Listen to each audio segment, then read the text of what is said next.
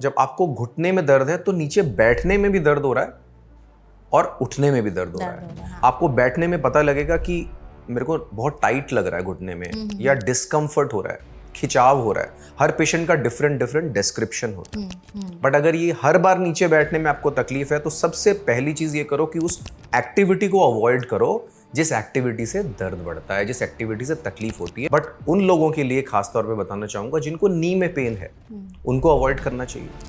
जिनको बैठने के बाद नी में पेन हो जाता है और फिर वो 2-3 दिन तक लिंगर ऑन करता है और फिर ठीक हो जाता है, उनको भी अवॉइड करना चाहिए। नी को बेंड करके बैठते हैं, उसमें 2 चीजें होती हैं। एक, मेरा नी पूरा बेंड हो गया, और दूसरा, मेरी बॉडी का पूरा वेट नी के ऊपर आ गया। सो इस कॉम्बिनेशन के अंदर अगर दर्द है तो ये सही नहीं है। मैं आपके ऑडियंस को बताना चाहूँगा 80% लोगों को जो हमारी ओपीडी में आते हैं उनको सर्जरी की ज़रूरत नहीं होती। सिर्फ लाइफस्टाइल मॉडिफिकेशन, अपना वेट कम कर लेना, रेगुलर नी की एक्सरसाइज करना। लेकिन नी आर्थराइटिस जिसमें मैं टोटल नी रिप्लेसमेंट सजेस्ट करूँगा, या तो ये गैप बिल्कुल ख़त्म हो गया होगा, और या एक तरफ से बहुत ज़्यादा डैमेज होकर मेरा घुटना तिरछा हो चुका होगा। तो जब हम नी रिप्लेसमेंट सर्जरी करेंगे, हम घिसे हुए हिस्से को क्लीन करके निकाल देंगे। अब जब मैंने आपको नी रिप्लेसमेंट कर दिया तो ये टांग सीधी हो गई, मेरे दोनों हड्डियों के बीच में एक स्पेसर आ गया जो कि पेन नहीं करेगा मुझे अब, क्योंकि मेरी हड्डी से हड्डी ग्राइंड नहीं कर रही। और जब मेरी मसल्स में मैं एक्सरसाइज कर पाऊंगा अब, और मेरी मसल्स में पावर आएगी, तो मेरी चलने की स्पीड बढ़ेगी। सर, कितने दिन का बेड रेस्ट होगा नी रिप्लेसमेंट के बाद? तो मैं आपके व्यूअर्स को बताना चाहता हूँ, 1 भी दिन का नहीं, बेड रेस्ट करना है ही नहीं। सर्जरी जिस दिन हुई ना, उसके 3 से 4 घंटे में हर पेशेंट को चला दिया जाता है। पेशेंट टिपिकली हमें आके बताएंगे, हम पूछते हैं दर्द कहाँ है, तो बोलेंगे सर यहाँ दर्द है। ऐसा नहीं बोलेंगे यहाँ दर्द है या आगे दर्द है। और जब पेशेंट का पूरा घुटना खराब होगा तो पूरे घुटने पे ऐसे बोलेगा सर दर्द बहुत है घुटने में, सूजन बहुत है, चला नहीं जाता, कट कट की आवाज़ आती है, सीढ़ी नहीं चढ़ी जाती। तो एडवांस्ड जो डिजीज़ है उसके लिए टोटल नी रिप्लेसमेंट है। अगर आपकी ड्रेसिंग क्लीन है, जो कि चेंज होती है छुट्टी करने से पहले, उसके अंदर कोई बहुत ज़्यादा गंदा खून नहीं आ रहा है, आप घुटने को कंफर्टेबली 20, 30, 40, 50 डिग्री तक बेंड कर पा रहे हैं, कुछ पेशेंट ज़्यादा भी कर पाते हैं, आप खड़े होकर के आप बेड से खुद उतर पा रहे हैं, आप वॉशरूम तक खुद जा पा रहे हैं, तो ये सब दीज आर ग्रीन फ्लैग्स। मतलब इसके बाद आप घर जा सकते हो। पर वो स्वेलिंग इतनी ज़्यादा है, और एक घुटने में ज़्यादा दिख रही है, एक में बहुत कम दिख रही है। घुटने की जो स्टिचेस हैं जहाँ पे ऑपरेशन का कट लगा है, वहाँ से बहुत सारा गंदा खून या पानी निकल रहा है। तीसरा, आपका घुटना गर्म लग रहा है बहुत आपको, और रेड लग रहा है देखने में, आपको तेज बुखार आ रहा है। These are the red flags.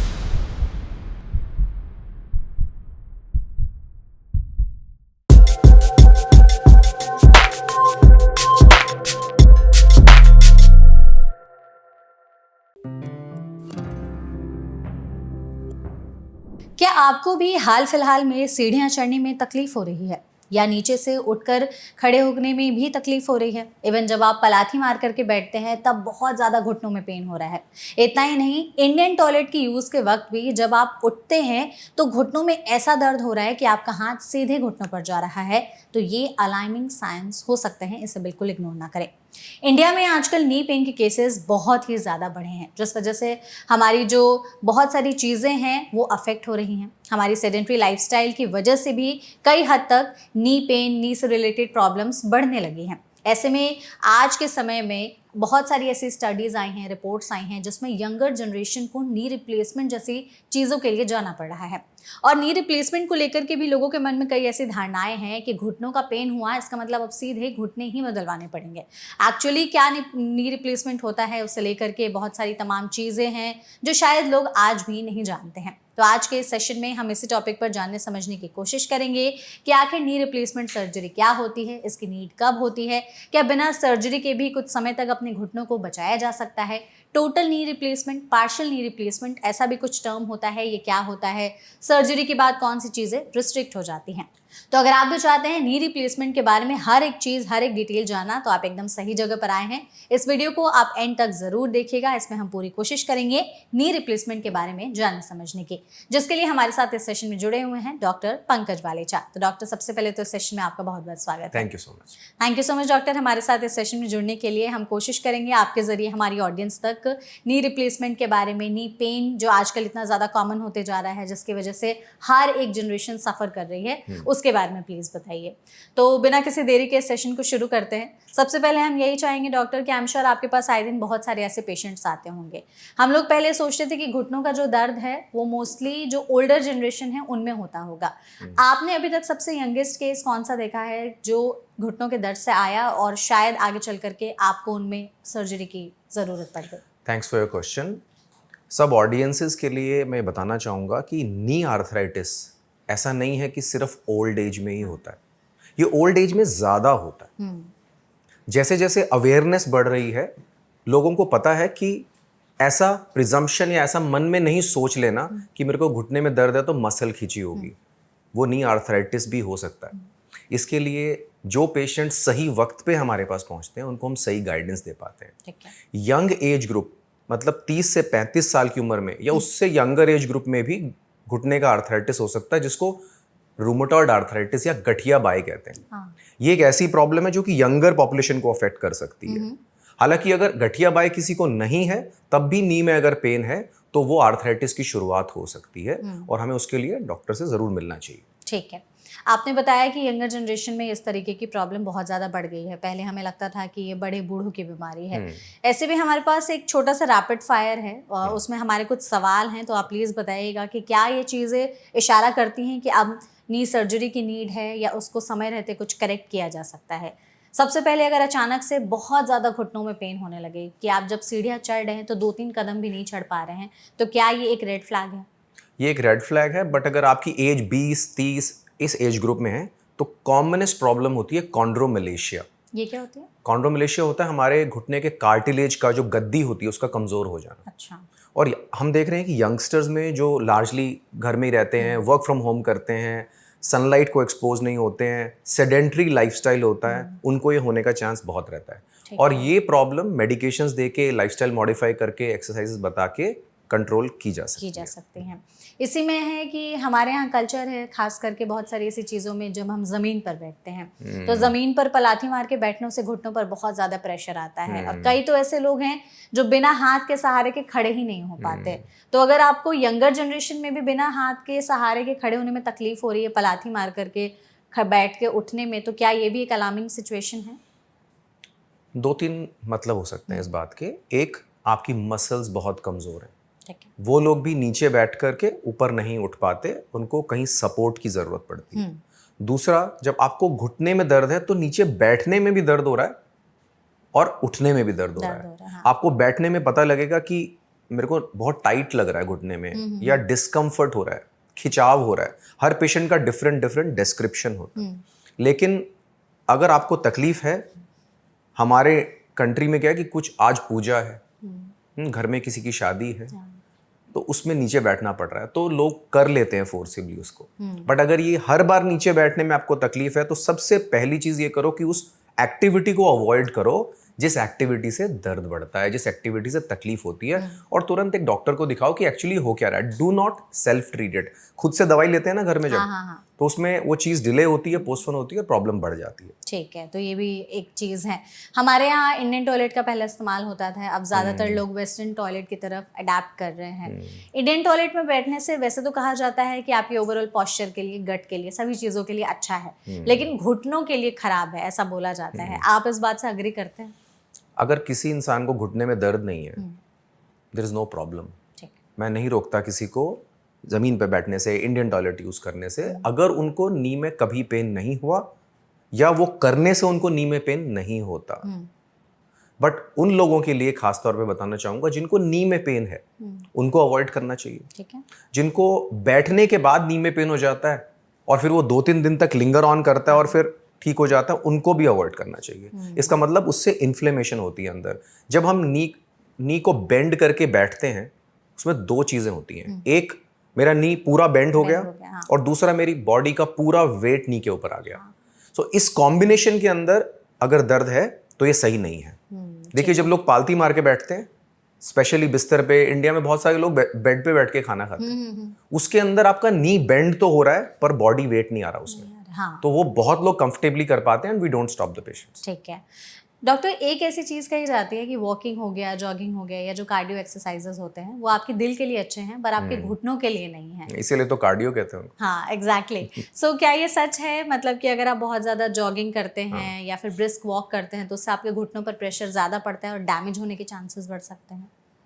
इस क्वेश्चन को समझना पड़ेगा डिटेल में। एक्चुअली इसको कंप्लीट कर देता हूँ क्वेश्चन को, कि अगर आप रनिंग करते हैं, जॉगिंग करते हैं, लॉन्ग वॉक्स करते हैं, लेकिन उससे पहले कोई स्ट्रेंथनिंग एक्सरसाइज नहीं करते, कोई स्ट्रेचिंग नहीं करते, अपनी स्लीप का अच्छे से ध्यान नहीं रखते, हाइड्रेशन का ध्यान नहीं रखते, न्यूट्रिशन का ध्यान नहीं रखते, तो प्रॉब्लम हो सकती है। अच्छा। हमारी फिटनेस का मतलब ये नहीं है कि हमने सुबह में आज मेरा मन किया कि आज मैं रनिंग करूंगा, मैंने जूते पहने और मैं निकल लिया रनिंग कर। मैराथन दौड़ने। हाँ, खासतौर पे दिल्ली में जब मैराथन का सीजन होता है ना, तो बहुत लोग आते हैं नी पेन से, क्योंकि एक महीना पहले ऑफिस में होता है कि अरे हम सब लोग रनिंग पे चलते हैं, and then few people suffer with knee pain, उनको घुटने में दर्द हो जाता है, इंजरीज हो जाती हैं। Right. So coming back to your question, अगर आप प्रॉपर हाइड्रेशन करते हैं, मतलब अच्छे से पानी का कंजम्पशन करते हैं, प्रॉपर न्यूट्रिशन लेते हैं, मतलब एक बैलेंस डाइट लेते हैं, इसमें प्रोटीन भी है, कार्बोहाइड्रेट्स भी हैं, एडिक्वेट फैट्स भी हैं, और साथ ही साथ आप अपनी बॉडी को वार्म अप करते हो रन पे जाने से पहले या जॉग पे जाने से पहले, और रनिंग जॉगिंग में आपको कोई नीम इश्यू नहीं होता, तो रनिंग और जॉगिंग से घुटने खराब नहीं होते। मैं खुद एक लॉन्ग डिस्टेंस रनर हूँ पिछले 8 सालों से। 21 किलोमीटर, 30 किलोमीटर, 35 किलोमीटर हम रन करते हैं, और इतनी बड़ी रनिंग कम्युनिटी है हमारे दिल्ली एनसीआर के अंदर, पूरे इंडिया के अंदर। ऐसा तो नहीं है कि सब लोगों के घुटने खराब हो रहे हैं, पर उन लोगों को जरूर प्रॉब्लम है जिनके घुटने में आर्थराइटिस है या दर्द है, और वो कहते हैं कि मैं अपनी विल पावर से रनिंग कर लूंगा, पेन किलर खा के रनिंग कर लूंगा। दैट्स बैड, वो अवॉइड करना चाहिए। डेफिनेटली अवॉइड करना चाहिए, या मिलना चाहिए डॉक्टर को, समझना चाहिए क्या प्रॉब्लम है। कुछ यंग पेशेंट्स में एक सिंपल प्रॉब्लम से क्या सॉल्यूशन हम दे दें तो उससे ही ठीक हो जाते हैं, जैसे यूरिक एसिड लेवल्स का बढ़ जाना। यूरिक एसिड हमारे ब्लड के अंदर बढ़ जाता है, अगर वो बढ़ जाए तो जैसे जो लोग रनिंग करते हैं, एक्सरसाइज करते हैं, अक्सर प्रोटीन्स ज़्यादा खाते हैं।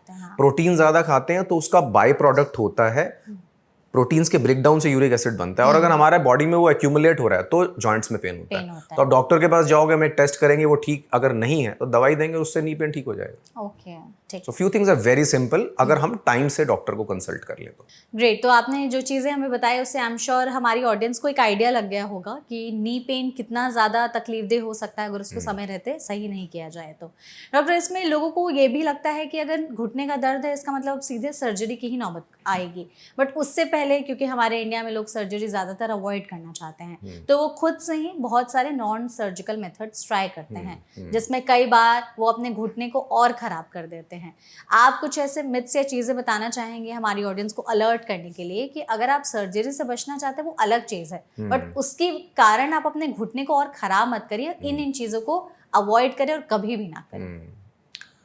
Very good question. एक्चुअली बहुत लोग ऐसा सोचते हैं कि डॉक्टर के पास गए ना तो सर्जरी ही बताएगा। हाँ। मैं आपके ऑडियंस को बताना चाहूँगा 80%, 80% लोगों को जो हमारी ओपीडी में आते हैं उनको सर्जरी की ज़रूरत नहीं होती। अच्छा। सिर्फ लाइफस्टाइल मॉडिफिकेशन, अपना वेट कम कर लेना, रेगुलर नी की एक्सरसाइज करना, प्रॉपर एक्सरसाइज करना, हम पेशेंट्स को गाइड करते हैं क्या एक्सरसाइजेस करनी है। कुछ लाइफस्टाइल एक्टिविटीज़ को मॉडिफाई करना, दर्द हो रहा है स्टेयर्स अवॉइड करो। बहुत लोग सोचते हैं मेरे को वेट कम करना है, मेरे नी में दर्द हो रहा है उसकी वजह से, तो जिम ज्वाइन करता हूँ। वहाँ पर जिम इंस्ट्रक्टर बताएंगे कि आप सीढ़ी चढ़ो उतरो, उससे क्या हो जाएगा, वेट तो कम हो के नहीं हो, घुटने का दर्द जरूर बढ़ जाएगा।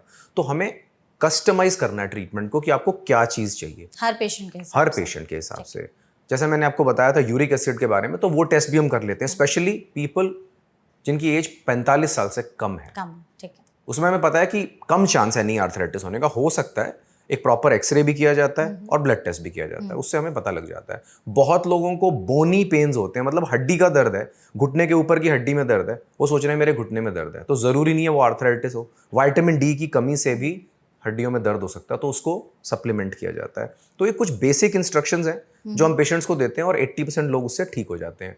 अब वो लोग जो सोचते हैं कि डॉक्टर के पास गए और सर्जरी करनी पड़ेगी, और वो कोई नॉन साइंटिफिक ट्रीटमेंट अगर लें तो वो बहुत नुकसान झेल लेते हैं, क्योंकि एक तो प्रॉपर एडवाइस मिलना डिले हो जाता है, दूसरा बहुत सारे लोगों को ऐसी दवाइयां दी जाती हैं जिनके ऊपर कोई लेबल नहीं होता। ये नहीं पता क्या कंज्यूम कर रहे हैं, उसमें स्टीरॉयड है या उसमें कोई ऐसी दवा, पेन किलर है जो आप लगातार खाए जा रहे हैं जिससे आपकी किडनी खराब हो जाए।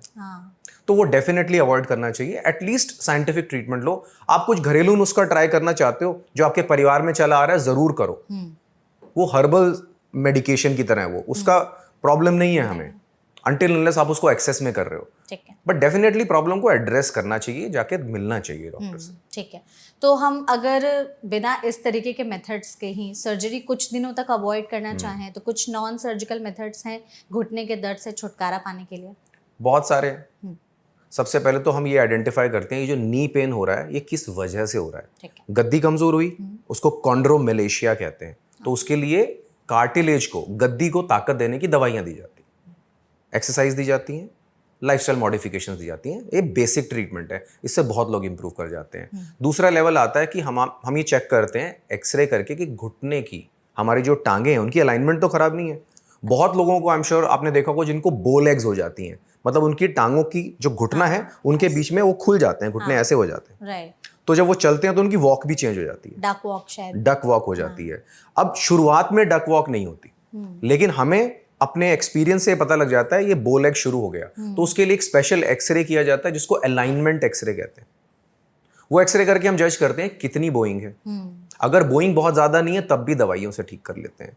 और अगर मान लो दवाइयों से नहीं बेनिफिट हो रहा तो नी के अंदर इंजेक्शंस भी आते हैं जो दिए जाते हैं इन प्रॉपरली सेलेक्टेड पेशेंट्स। हर पेशेंट के लिए नहीं होता वो इंजेक्शन। वो ग्रीस का इंजेक्शन कहते हैं जिसको, या आजकल हम पीआरपी या प्लेटलेट रिच प्लाज्मा के भी इंजेक्शंस लगाते हैं। वो पेशेंट सिलेक्शन करके, सही पेशेंट को आइडेंटिफाई करके, वो पेशेंट देख के जिसके घुटने में अभी बहुत टेढ़ापन नहीं है उनको फायदा करता है। ठीक है। समझो उससे भी नहीं पता लग रहा, नहीं ठीक हो रहे, देन लेवल 3 कि हम पेशेंट का एमआरआई करते हैं। एमआरआई होता है मैग्नेटिक रेजोनेंस इमेजिंग, जिससे हमें ये पता लगता है कि अंदर जो चीजें बोन की नहीं बनी हुई, देखो एक्सरे में हड्डी दिखेगी, जॉइंट का गैप दिखेगा, लेकिन सॉफ्ट टिश्यूज नहीं दिखेंगे। अगर सॉफ्ट टिश्यूज को देखना है तो हमें एमआरआई करना होता है। वो करके हमें पता लगता है कि कहीं अंदर गद्दी तो नहीं फट गई। अच्छा। और अगर ऐसा हुआ है तो उसके लिए हम दूरबीन से उसको ठीक करते हैं, दूरबीन का ऑपरेशन होता है। तो यहां से सर्जिकल काम शुरू होता है। पर मैंने जैसे बताया 80% लोगों को तो सही चीज को आइडेंटिफाई करके हम बेसिक ट्रीटमेंट से और लाइफस्टाइल मॉडिफिकेशन से ट्रीट कर लेते हैं। तो हम सर्जरी पर जाएं उससे पहले हम यही चाहते हैं कि आप इसी को बताइए कि अगर कोई सर्जरी नहीं चाहता है और आपने उस पेशेंट को देख करके बता दिया कि आपको अभी सर्जरी की जरूरत नहीं है, लाइफस्टाइल में बदलाव कर लीजिए, क्या बदलाव करें ताकि घुटनों का दर्द भी सही हो जाए और सर्जरी भी अवॉइड की जा सके? देखो, अगर सर्जरी को ऐसा पेशेंट अवॉइड करना चाह रहा है जिसको ऑलरेडी जो सर्जिकल कैटेगरी में आ चुका है तो उनको मेडिकेशन से फायदा नहीं होगा। हाँ। पर अगर आपको सर्जरी की एडवाइस ही नहीं दी गई तो फिर रिलीजियसली ट्रीटमेंट को फॉलो करना चाहिए। जैसे कि बहुत लोगों को हम कहते हैं कि आप अपना प्रोटीन डाइट को रिड्यूस करो अगर आपका यूरिक एसिड ज्यादा है तो, ठीक है। दूसरा वेट रिडक्शन। अब लोग बोलते हैं, जैसे ही मैं बोलूंगा ना कि वेट कम करो तो सर कैसे करें, वेट कैसे कम होगा? हाँ। तो ये बहुत बड़ा टॉपिक है। तो हमारे हॉस्पिटल में यूजुअली हमारी टीम में न्यूट्रिशनिस्ट, डाइटिशियंस होते हैं जो गाइड करते हैं पेशेंट स्पेसिफिक डाइट प्लान बनाने में कि आपको क्या चीज़ खानी है, क्या नहीं खानी है, according to the problems you have. जैसे डायबिटीज़ तो नहीं है, बीपी का प्रॉब्लम तो नहीं है, थायराइड तो नहीं है, कोई और मेडिकेशन तो नहीं चल रही, उसके हिसाब से एक ट्रीटमेंट प्लान बनता है। वो डेफिनेटली हेल्प करता है, पर उस प्लान को फॉलो तो आपको ही करना है। राइट। हमारी कंट्री में तो हमेशा ही कुछ ना कुछ त्योहार या कुछ फंक्शन चलता रहता है और मिठाई खाते रहते हैं लोग। तो शुगर को अवॉइड करने से वेट लूज करना इजी होता है। हाँ। साथ ही साथ कुछ एक्सरसाइज का एक रूटीन रखिए। जब आप वॉक करने जाते हैं उससे पहले स्ट्रेच कीजिए। वॉक करने जब जाते हैं तो अगर समझो 1 किलोमीटर वॉक करके आपको हैवीनेस लग रही है घुटने में और आपने अभी वॉकिंग शुरू करी है, इसका मतलब ये नहीं है कि वॉकिंग बंद कर दो। इसका मतलब ये है कि वहां रुक जाओ, 1 हफ्ता 10 दिन बॉडी को अडेप्ट करने का टाइम दो, एंड देन नेक्स्ट वीक से आप थोड़ा थोड़ा अपना डिस्टेंस को बढ़ाओ। ठीक है। कई लोग ऐसे होते हैं जो सोचते हैं कि आज हम वॉक करने निकलेंगे, 10-10 किलोमीटर चले जाते हैं, वो अवॉइड करना चाहिए। बिल्कुल, वीकेंड वॉरियर्स बोलते हैं। हाँ, राइट। कि अचानक वीकेंड पे टाइम मिल गया, पूरा वीक तो टाइम नहीं था तो आज ही कर लेते हैं सारे वीक। ठीक है। इसमें जो फिजियोथेरेपी की आपने बात की, तो क्या सर्जरी अगर कोई चाहता है कि हम लाइफस्टाइल चेंजेस से ही ठीक कर दे, सर्जरी अभी ना करें, हम डॉक्टर ने एडवाइस किया लाइफस्टाइल में चेंजेस कर लो, तो थोड़ा बहुत फिजियोथेरेपी या नीडल थेरेपी या इस तरीके की कुछ थेरेपीज होती हैं जो टर्म्स यूज किए जाते हैं यूजफुल? फिजियोथेरेपी बहुत ही यूज़फुल रहती है उन पेशेंट्स के लिए जिनको नी में समझो पेन है, स्वेलिंग है और वो सिर्फ मेडिकेशन से नहीं ट्रीट हो रहा। ठीक है। तो फिजियोथेरेपी करने से जो अंदर इन्फ्लेमेशन होती है, इन्फ्लेमेशन का मतलब होता है कि थोड़ी स्वेलिंग, थोड़ी जकड़न, थोड़ी टाइटनेस, वो सारी चीज़ें सेटल हो जाती हैं मेजॉरिटी पेशेंट्स में फिजियोथेरेपी लेने से। साथ साथ फिजियोथेरेपिस्ट आपको एक्सरसाइजेस भी कराते हैं। सिर्फ ऐसा नहीं होता कि सिकाई हो रही है बस। जब सिकाई करी, मसल्स, लिगामेंट्स, सब चीज़ें, उनकी स्वेलिंग कम हुई, रिलैक्स हो गया नहीं, तो एक्सरसाइज करके हमें उसको फ्लेक्सिबल रखना है, हमें मसल्स के को धीरे धीरे फिर स्ट्रेंथ बढ़ानी है। तो फिजियोथेरेपी डेफिनेटली हेल्पफुल है। नीडलिंग थेरेपी मैं डेफिनेटली बिना किसी स्पेशलिस्ट के रेकमेंड नहीं करूंगा। हमारे पास नीडलिंग करा के परेशान होके ज्यादा लोग आते हैं और ठीक होके कम आते हैं। राइट, ठीक है। इसमें दो एस्पेक्ट्स आप हमें प्लीज बताइएगा कि कैसे डिसाइड किया जाता है कि इस इंसान को सर्जरी की नीड है, नी रिप्लेसमेंट, और ये इंसान अभी थोड़े दिन टाल सकता है सर्जरी।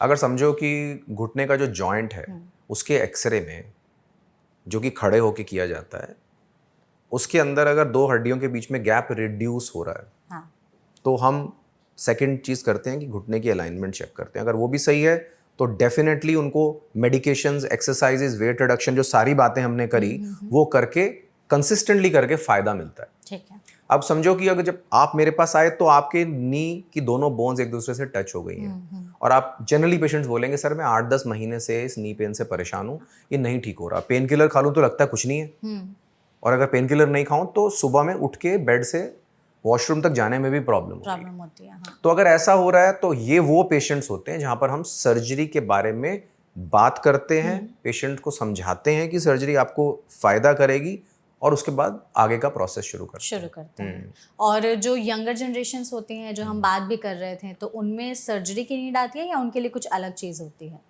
अगर यंगर जनरेशन में भी बोन टू बोन, इसको बोलते हैं बोन ऑन बोन कांटेक्ट, मतलब मेरी जांग की हड्डी और मेरी टांग की हड्डी सट गई एक दूसरे से, बिल्कुल गैप खत्म हो गया, तो अगर ऐसा हुआ तो यंग एज में भी उस नी को हम सर्जिकली ठीक करने की कोशिश करते हैं, क्योंकि ऐसे केसेस में अक्सर पूरी टांग की अलाइनमेंट चेंज हो जाती है।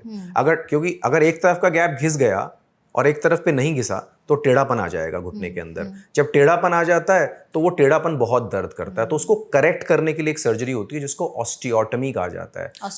ऑस्टियोटमी आपके व्यूअर्स के लिए बताता हूँ। ऑस्टियोटमी का मतलब होता है हड्डी को जहां से वो तिरछी हो रही है उसको वहां से कट करके सीधा करना, उतने ही हिस्से को कट कर देना, कट करके निकालते नहीं है, कट करके उसको सीधा करते हैं। अब समझो जैसे कार की अलाइनमेंट खराब हो गई तो टायर घिस जाता है ना, ऐसे ही अगर लेग की अलाइनमेंट खराब होगी तो घुटना घिस जाता है। अगर मेरे पास कोई 30-35 की एज में आया तो मैं हर वो कोशिश करूंगा जिससे उसके घुटने को रिप्लेसमेंट से बचाया जा सके, पहले मेडिकेशन से, और नहीं तो ये सर्जरी मैंने बताई ऑस्टियोटमी, ये सर्जरी बहुत ही सक्सेसफुल है इन केयरफुली सेलेक्टेड पेशेंट्स। ठीक है। और क्या एज क्राइटेरिया है कि इसी एज से नीचे वाले जो यंगर जनरेशन के लोग हैं वो इसको करा सकते हैं? जनरली 60 साल के ऊपर ही सर्जरी हम नहीं करते। ठीक है। अगर कोई 30 से 60 के बीच में हमारे पास आता है और क्वालिफाई करता है, इसके कुछ सिलेक्शन करने के, पेशेंट चूज करने के क्राइटेरिया हैं कि अगर उस सब क्राइटेरियाज में कोई पेशेंट फिट हो जाता है तो हम 50 और 55 की एज में भी ये सर्जरी करते हैं। देखो 50-55 भी कोई ज़्यादा एज नहीं है आज की डेट में। लॉन्जेविटी इतनी बढ़ गई है, मतलब जो हमारी एक एवरेज औसत एज है कि कितने साल एक इंसान जिएगा वो बढ़ती जा रही है, क्योंकि मेडिकल फैसिलिटीज़ इंप्रूव हो रही हैं, अवेयरनेस हो रही है लोगों को। तो अगर 55 में भी कोई आया पेशेंट और मुझे लगता है ऑस्टियोटमी से बेनिफिट करेगा तो उसको भी ऑस्टियोटमी करेंगे, पर 30, 35, 40 की उम्र में तो 100% ऑस्टियोटमी करके ठीक करने की कोशिश करेंगे अगर वो पेशेंट उसके लिए फिट है। एक बार बस ऑडियंस को समराइज करने के लिए क्राइटेरिया जो आप लिस्ट बता रहे थे, तो क्या क्राइटेरिया होगा ऑस्टियोटमी के लिए? ऑस्टियोटमी के लिए होगा कि हमारा सिर्फ अंदर का हिस्सा जो है वो कम हो गया है, गैप, चाहे बोन से बोन टच नहीं हुई पर गैप काफ़ी कम हो गया, और पेन किसी और ट्रीटमेंट से ठीक नहीं हो रहा। मेडिकेशंस ले ली, फिजियो कर ली, एक्सरसाइज कर ली, वेट कम कर लिया, वो पेन कंसिस्टेंटली बॉदर कर रहा है। दूसरा, जो घुटने में 3 हिस्से होते हैं। आमतौर पे एक इंसान सोचता है घुटना एक जॉइंट है, घुटने में एक्चुअली 3 जॉइंट होते हैं। एक होता है हमारे घुटने के अंदर की तरफ, एक होता है घुटने के बाहर की तरफ, और एक हमारा नी कैप वाला जिसको पटेला बोलते हैं, आगे की जो कटोरी होती है घुटने की। ठीक है। तो अगर मेरी कटोरी का जॉइंट नहीं घिसा, बाहर का जॉइंट नहीं घिसा, जो कि हमें पता लग जाता है एक्सरे से और एमआरआई से, और सिर्फ अंदर का गैप कम हुआ है, तो ये पेशेंट आइडियल पेशेंट हो सकता है ऑस्टियोटमी के लिए। ठीक है, irrespective of the age. Okay जी। आप जो मॉडल्स लाए हैं, हम चाहते हैं उसके जरिए आप एक बार हमारी ऑडियंस को बताएं कि नी रिप्लेसमेंट सर्जरी में घुटनों का स्ट्रक्चर कैसे चेंज हो जाता है जब आप बोलते हैं कि हाँ सर्जरी करानी पड़ेगी। पहले कैसे घुटने दिखते थे, फिर सर्जरी की जब नीड आ रही होती है तो घुटने कितने डैमेज हो चुके होते हैं? देखो, मॉडल पे बताने से पहले मैं 1-2 चीजें बताता हूं। हाँ बिल्कुल।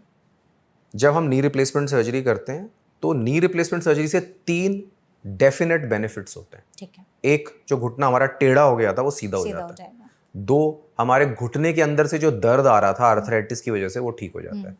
3 धीरे धीरे एक्सरसाइज करके हमारी चलने की स्पीड बढ़ जाती है। ओके, तो मॉडल में अगर मैं आपको दिखाऊं तो नी रिप्लेसमेंट सर्जरी का ये मॉडल है। इसके अंदर हम 3 हिस्से देख रहे हैं। एक तो है ये नी कैप, जो हमारा जांग की हड्डी है उसके ऊपर जो कैप लगती है, इसको हड्डी को इंग्लिश में फीमर कहते हैं। ठीक है। इस हड्डी को टिबिया कहते हैं, यानी कि ये टांग की हड्डी और ये जांग की हड्डी है। ठीक है, हमने नी कैप नहीं दिखाई है आगे ताकि ये मॉडल आपको हम दिखा सकें। अब इसमें एक पार्ट समझो कि मैं इसको निकाल देता हूं एक बार और आपको इजी होगा अंडरस्टैंड करना। हमारा जब नॉर्मल हम एक्सरे करते हैं ना, जांग और टांग की हड्डी के बीच में गैप होता है जो कि इक्वल होता है मेजॉरिटी पेशेंट्स में। कुछ पेशेंट्स में थोड़ा सा कम ज़्यादा होता है, उससे फर्क नहीं पड़ता। लेकिन नी आर्थराइटिस जिसमें मैं टोटल नी रिप्लेसमेंट सजेस्ट करूंगा, या तो ये गैप बिल्कुल खत्म हो गया होगा, अच्छा, और या एक तरफ से बहुत ज़्यादा डैमेज होकर मेरा घुटना तिरछा हो चुका होगा। अच्छा, तो जब हम नी रिप्लेसमेंट सर्जरी करेंगे, हम घिसे हुए हिस्से को क्लीन करके निकाल देंगे। कुछ मिलीमीटर्स होता है, वो ऐसा नहीं है कि हम सारा घुटना निकाल के कोई मशीन लगा देते हैं अंदर। जो हिस्सा घिस गया है उसी को क्लीन किया जाता है। और जैसे जांग की हड्डी में एक स्पेशल तरह की कैप लगाई जाती है जो कि मेटल की बनी होती है। ये कोबाल्ट, क्रोमियम या टाइटेनियम अलग अलग मेटल्स के आते हैं। और ऐसे ही नीचे वाली हड्डी के अंदर जो टांग की हड्डी है उसमें भी ऐसे ये कैप लगाई जाती है। इनके बीच में एक स्पेशल तरह का प्लास्टिक होता है जिसको हाईली क्रॉसिंग पॉलीथिलीन कहते हैं। ठीक है, ये पॉलीथिलीन जो है ये हमारी गद्दी का काम करता है। अब जब मैंने आपको नी रिप्लेसमेंट कर दिया, तो ये टांग सीधी हो गई, मेरे दोनों हड्डियों के बीच में एक स्पेसर आ गया जो कि पेन नहीं करेगा मुझे अब, क्योंकि मेरी हड्डी से हड्डी ग्राइंड नहीं कर रही। और जब मेरी मसल्स में मैं एक्सरसाइज कर पाऊंगा अब और मेरी मसल्स में पावर आएगी तो मेरी चलने की स्पीड बढ़ेगी। बिल्कुल ठीक है, करेक्ट। तो ये हमारा टोटल नी रिप्लेसमेंट का मॉडल है। मैं एक बात बताऊं, अगर कि टोटल नी रिप्लेसमेंट, जनरली लोग सोचते हैं कि नी रिप्लेसमेंट एक ही तरह का होता है। नहीं, ऐसा नहीं है। आप ऐसा नहीं सोचते? मतलब आई थिंक अलग अलग टाइप्स के भी होते हैं टोटली, मतलब नी रिप्लेसमेंट्स वगैरह भी। सो नी रिप्लेसमेंट एक्चुअली ब्रॉडली अगर हम बात करें, 2 तरह का होता है। एक होता है पार्शियल नी रिप्लेसमेंट और एक होता है total knee replacement. Total knee replacement का मॉडल अभी हमने देखा, जिसमें हमने दोनों सरफेसेस को, ये जो हमारे जांग की हड्डी के 1 और ये 2, इन दोनों को चेंज किया, नीचे भी दोनों को चेंज किया, और ये जो हमने स्पेशल तरह का पॉलीथिलीन लगाया ये भी इन दोनों इम्प्लांट्स के बीच में है। ठीक है, लेकिन जब हम पार्शियल नी रिप्लेसमेंट करते हैं, मैं आपको एक मॉडल के जरिए समझाता हूं, तो इसके अंदर सिर्फ एक ही साइड चेंज की जाती है। अच्छा, जो डैमेज है। अभी हम ऑस्टियोटमी की बात कर रहे थे। तो ऑस्टियोटमी में हमने बताया कि गैप काफी कम हो गया और पेन ठीक नहीं हो रहा इन्हें पेशेंट जो कि रिलेटिवली कम एज ग्रुप का है। लेकिन ये जो ऑपरेशन है पार्शियल नी रिप्लेसमेंट का, ये तब किया जाता है कि जब गैप खत्म हो गया, हड्डी से हड्डी रगड़ रही है एक तरफ, लेकिन बाकी 2 कंपार्टमेंट इसमें भी ठीक है। हाँ। तो हम उसी हिस्से को चेंज करेंगे, जो घिसा है सारे को नहीं करेंगे। ये इन द ट्रू सेंस ये मिनिमली इन्वेजिव नी रिप्लेसमेंट है। क्यों? क्योंकि इसमें कट छोटा लगता है, इसमें इम्प्लांट छोटा लगता है। अब ये देखिए इम्प्लांट कितना छोटा है, अगर हम कंपेयर करें तो let me just see if I can show it to your viewers.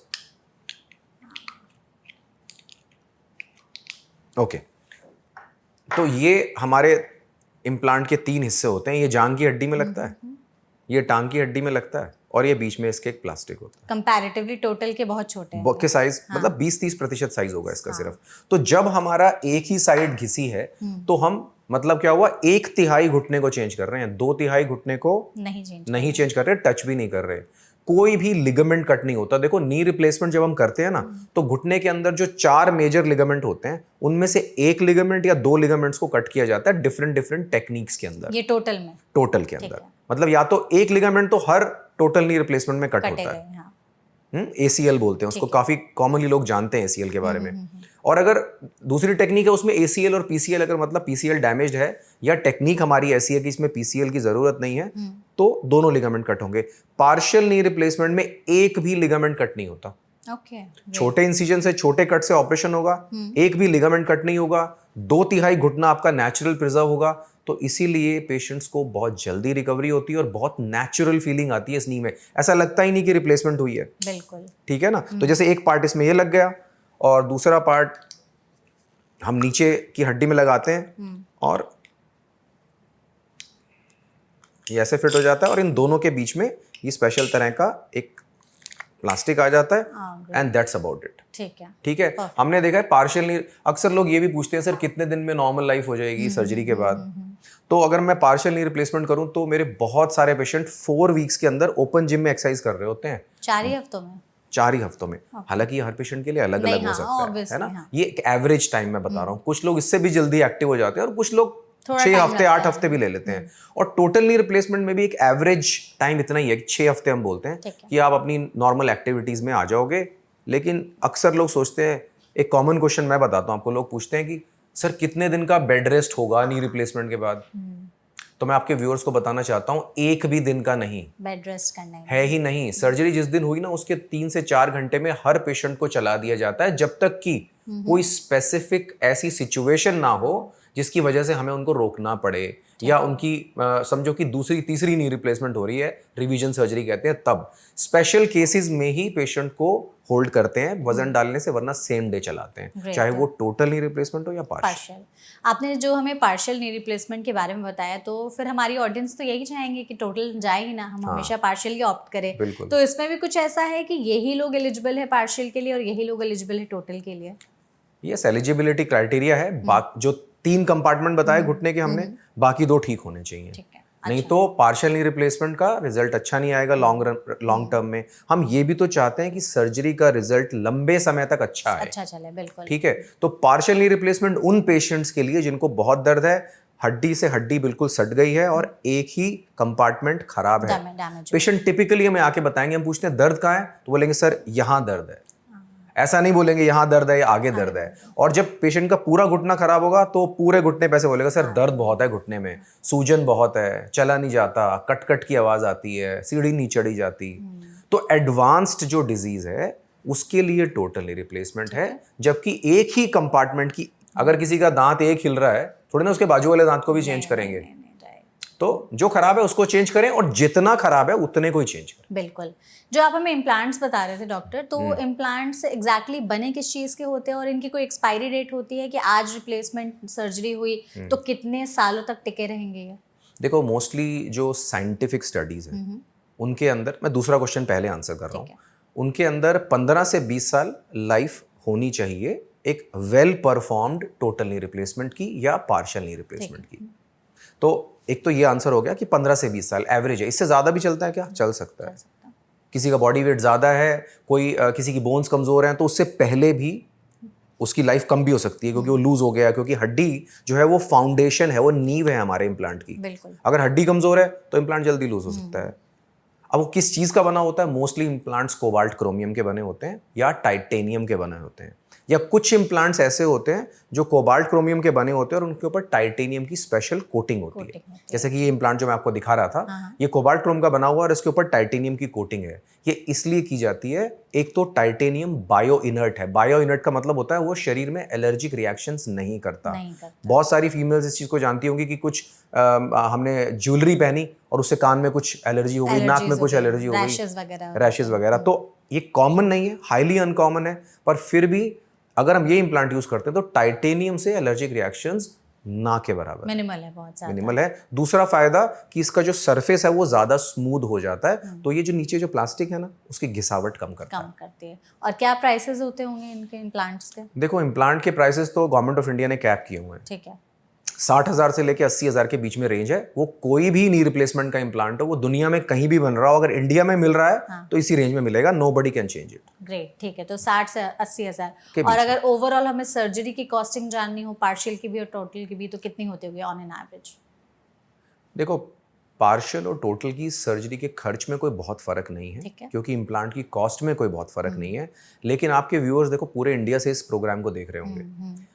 शहर बदलने से, हॉस्पिटल बदलने से कॉस्ट बदल सकती है। एक मेट्रो सिटी के अंदर, बड़े शहर के अंदर सर्जरी की कॉस्ट ज़्यादा हो सकती है। एवरेज खर्चा समझो 2.5 से 3 लाख नी रिप्लेसमेंट का एक साइड का। और एक टियर 2 सिटी में या और भी अगर किसी और छोटे शहर में चले जाएं तो यही ऑपरेशन 1.5 से 2 लाख में भी हो सकता है। ठीक है। तो खर्चा इसलिए फर्क होता है कि बड़े हॉस्पिटल में, एक मेट्रो सिटी में बहुत सारी चीजें बैकअप में रखी जाती हैं कि कोई तकलीफ हुई तो आईसीयू है, कोई तकलीफ हुई तो हार्ट की टीम है, ठीक है ना। और जो हमारे सेफ्टी चेक्स होते हैं वो भी ज्यादा होते हैं। राइट। लेकिन ऐसा नहीं है कि एक छोटे अस्पताल में ऑपरेशन नहीं हो नहीं हो सकता? सकता। हो सकता ठीक है, है। ऐसा नहीं है कि नहीं हो सकता, प्रोवाइडेड एक अच्छा ऑपरेशन थिएटर हो, एक एक्सपीरियंस टीम हो और पेशेंट का चुनाव सही तरीके से किया जाए। ऐसा पेशेंट की सर्जरी ना की जाए जिसमें हार्ट का कोई रिस्क हो या कोई और मेजर रिस्क है। ग्रेट। तो हमने अब तक जो भी बातचीत की उसमें डॉक्टर, हमें आई एम श्योर ये तो अंदाज़ा है ऑडियंस को भी कि पहले के कंपैरिजन में सर्जरी अब के समय में ज़्यादा अच्छे तरीके से परफॉर्म की जाती होंगी। एडवांसमेंट्स क्या आई हैं, और कई लोग जैसे रोबोटिक सर्जरी है, मिनिमल इन्वेजिव सर्जरी है कि कम कट लगेगा, छोटा कट लगेगा, तो उन्हें लगता है कि शायद अच्छे से सर्जरी ना हो। खास करके रोबोटिक का नाम सुनते हैं उन्हें लगता है कि रोबोट ही करने वाला है सर्जरी। तो इसको थोड़ा सा आप प्लीज़ समझाइए कि क्या है robotic minimal invasive surgery knee replacement surgery में। सही है, 3 भागों में समझेंगे इस बात को। एक सर्जिकल टेक्निक रिलेटेड, मतलब सर्जन की जो टेक्निक है ऑपरेशन करने की वो क्या है। तो जैसा आपने बोला minimally invasive surgery, minimally invasive जैसा हमने पार्शियल नी रिप्लेसमेंट की बात करी कि छोटा कट लगेगा, कोई लिगामेंट कट नहीं होगा, 1/3 घुटना चेंज होगा, 2/3 नेचुरल रहेगा। ये सबसे ज्यादा minimally invasive type of knee replacement है। इसको हम बोलते हैं पार्शियल नी रिप्लेसमेंट। टेक्निक में जब हम टोटल नी रिप्लेसमेंट करते हैं तो 1 लिगामेंट कट हुआ या 2 लिगामेंट कट हुए। आपकी मसल को कट करके सर्जरी करी गई या मसल को प्रिजर्व करके, ठीक है। ये तो हो गया सर्जिकल टेक्निक रिलेटेड, तो मिनिमली इन्वेजिव वाला जो हम पार्ट डिस्कस कर रहे थे। दूसरी आपने बात करी कि दूसरा जो पॉइंट मैं बताना चाहूंगा वो है इम्प्लांट रिलेटेड। अब जो इम्प्लांट्स हम यूज कर रहे हैं वो सारे के सारे इस तरह से डिजाइंड हैं कि वो लंबे से लंबे समय तक चलें और पेशेंट को घुटना मूवमेंट करने की, बेंडिंग करने की फ्रीडम मिले। मतलब पेशेंट हमेशा पूछते हैं सर मेरा घुटना कितना मुड़ जाएगा ऑपरेशन के बाद, तो वो वाले इम्प्लांट्स हमारे पास अवेलेबल है। मतलब ये इंजीनियरिंग सॉल्यूशन है। ठीक है। और थर्ड है टेक्नोलॉजी, जिसमें आपने रोबोटिक्स की बात करी। तो रोबोटिक टेक्नोलॉजी से जब हम सर्जरी करते हैं तब हम 1-1 मिलीमीटर के लेवल पे प्रिसीजन ले सकते हैं। देखो जब हम बोन को निकाल रहे हैं जो डेड है, आमतौर पे 7 से 8 मिलीमीटर के करीब बोन निकाली जाती है जांग की हड्डी से, और करीबन 7 से 8 मिलीमीटर घिसी हुई हड्डी निकाली जाती है टांग की हड्डी से। ठीक है। और उसके बाद ये इम्प्लांट डाला जाता है। जब हम रोबोट से करते हैं तो हम सर्जरी से पहले ही एक्चुअली ये परफॉर्म कर लेते हैं सारे स्टेप्स। मतलब पेशेंट का जो एक्सरे है, सीटी स्कैन है, उसको एनालाइज किया जाता है रोबोटिक टेक्नोलॉजी के जरिए। उसमें ये देखा जाता है कि इस पेशेंट की बोन की शेप कैसी है और कितनी मिनिमम बोन हमें निकालनी है। रोबोटिक आर्म, इसको बोलते हैं रोबोटिक आर्म असिस्टेड सर्जरी, यानी कि रोबोटिक की जो आर्म है वो सर्जन को असिस्ट कर रही है, वो सर्जन को रिप्लेस नहीं कर रही है। Okay. Surgeon is in control. मैंने ऑपरेशन से पहले सारी प्लानिंग करी, उस प्लानिंग को अप्रूव किया, और फिर जैसे हम कोई भी एक इलेक्ट्रॉनिक डिवाइस के अंदर इंफॉर्मेशन डालते हैं, आपको फोटोग्राफ्स देखनी है अपने लैपटॉप में, कैसे डालेंगे? या तो ब्लूटूथ से ट्रांसफर करेंगे या पेन ड्राइव से करेंगे। ऐसे ही वो डेटा उस पेशेंट का और उसकी प्लानिंग जो कि सर्जन ने करी कि कितनी मिनिमम बोन कट करनी है, कितने एंगल पे इम्प्लांट डालना है, कैसे ये अगर इतनी बोन हमने निकाली तो नी कितना वेल बैलेंस्ड है। ओके। सारी चीज बैलेंस है लाइफ में, या आपके खाने में, या आपके घुटने में, बैलेंस सब कुछ है। तो वो बैलेंस हम पहले से ही अचीव कर लेते हैं, और फिर सर्जरी के दौरान सिर्फ बोन को क्लियर करने का पार्ट रोबोट करता है। रोबोटिक आर्म से वो प्रिसीजन से क्लियर हो जाता है, और फिर ये इम्प्लांट हम लगाते हैं। मतलब कर तो आप ही लोग रहे होते हैं। ऑफ कोर्स, सर्जरी आपने कट लिया, कितना लिया, कहाँ लिया, मसल कट करी नहीं करी, लिगामेंट कट करा नहीं करा, सब आप कर रहे हो। उसके बाद जब बोन सामने आ जाती है तो जो रोबोट को आपने बताया कि 2 मिलीमीटर बोन यहाँ से निकालो, 4 मिलीमीटर बोन यहाँ से निकालो, वो आके उतनी बोन रिमूव कर देगा। और उसके बाद फिर हम फाइनल क्लियरिंग करके और फाइनल इम्प्लांट लगाते हैं। ग्रेट। सर्जरी के बाद कुछ ऐसे रेड फ्लैग्स देखने चाहिए कि अगर ये चेंजेस मेरे में दिख रहे हैं जो मुझे लग रहा है अब नॉर्मल है, तो शायद तुरंत फिर से डॉक्टर के पास जाना चाहिए? Yes, definitely. जैसे कि घुटने के अंदर थोड़ी स्वेलिंग तो सबको आती है, ठीक है, पर वो स्वेलिंग इतनी ज्यादा है, और एक घुटने में ज्यादा दिख रही है, एक में बहुत कम दिख रही है। घुटने की जो स्टिचेस हैं जहाँ पे ऑपरेशन का कट लगा है, वहां से बहुत सारा गंदा खून या पानी निकल रहा है। ठीक है। तीसरा, आपका घुटना गर्म लग रहा है बहुत आपको, और रेड लग रहा है देखने में। आपको तेज बुखार आ रहा है। आपकी घुटने की मूवमेंट शुरू के 4-5 दिन तो सर्जरी के बाद कंफर्टेबल थी, बट अब सडनली दोबारा मुश्किल होती जा रही है, दर्द बढ़ता जा रहा है। These are the red flags. तुरंत डॉक्टर को दिखाना चाहिए। हम हर पेशेंट को ये सब चीज़ों के बारे में एजुकेट करके भेजते हैं, क्योंकि हमारे पास ऑल ओवर इंडिया से पेशेंट्स आते हैं, क्योंकि हर पेशेंट हमें आकर के ओपीडी में नहीं दिखा सकता। तो उनको एजुकेशन दी जाती है, पूरा एक सेशन दिया जाता है, उनको नंबर्स दिए जाते हैं कि नंबर पे कांटेक्ट करना है अगर ये 1 2 3 4 5 रेड फ्लैग्स हैं तो, और फिर उनको गाइड किया जाता है अकॉर्डिंगली। ग्रेट है। और हम ये कैसे समझे कि नी रिप्लेसमेंट सर्जरी सक्सेसफुल हो गई है, हमारे लिए बेस्ट है, ये सही है? नी रिप्लेसमेंट सर्जरी की सक्सेस में कुछ चीज़ों का हो जाना ज़रूरी है आपके डिस्चार्ज से पहले। ठीक है। एक, आपको चला दिया क्या क्या। 2, आप every passing day you are feeling better. कभी कभी ऐसा होता है कि बीच में लगता है कि आज एनर्जी कम है थोड़ी सी, कभी कभी में कोई बात नहीं है, बट जनरली आपको पता होता है कि मैं ऑपरेशन के बाद मैं पूरा वजन डाल के चला, मैं अभी सपोर्ट से चल रहा हूँ, मेरे को सीढ़ी चढ़ना भी अलाउड है। उन पेशेंट्स को हम सीढ़ी चढ़ाने की भी प्रैक्टिस करा देते हैं जो ऑपरेशन से पहले सीढ़ी चढ़ पा रहे होते हैं। अगर कोई इंसान 3 महीने से बेड पे है तो हम ये एक्सपेक्ट नहीं करते कि वो ऑपरेशन के 1 दिन के बाद सीढ़ी चढ़ रहे होंगे। उनको हम स्लोली अलग तरह के फिजियो प्लान के ऊपर लेके चलते हैं, रिहैबिलिटेशन प्लान, यानी कि कैसे वापस से रिकवर करना है। अगर आपकी ड्रेसिंग क्लीन है, जो कि चेंज होती है छुट्टी करने से पहले, उसके अंदर कोई बहुत ज़्यादा गंदा खून नहीं आ रहा है, आप घुटने को कंफर्टेबली 20 30 40 50 डिग्री तक बेंड कर पा रहे हैं, कुछ पेशेंट ज़्यादा भी कर पाते हैं, आप खड़े होकर के आप बेड से खुद उतर पा रहे हैं, आप वॉशरूम तक खुद जा पा रहे हैं, और आप, बहुत सारे पेशेंट होंगे दूसरे दिन बोलेंगे सर आज मैंने 3-4 बार राउंड लिया खुद से। तो ये सब दीज आर ग्रीन फ्लैग्स, मतलब इसके बाद आप घर जा सकते हो। अगर किसी पेशेंट में हमें लगे ये ग्रीन फ्लैग्स हमारे नहीं हैं अभी, तो हम उनके डिस्चार्ज को होल्ड करते हैं, 1-2 दिन एक्स्ट्रा उनको ऑब्जर्व करते हैं, and when they are in this zone तब उनको छुट्टी करते हैं। परफेक्ट।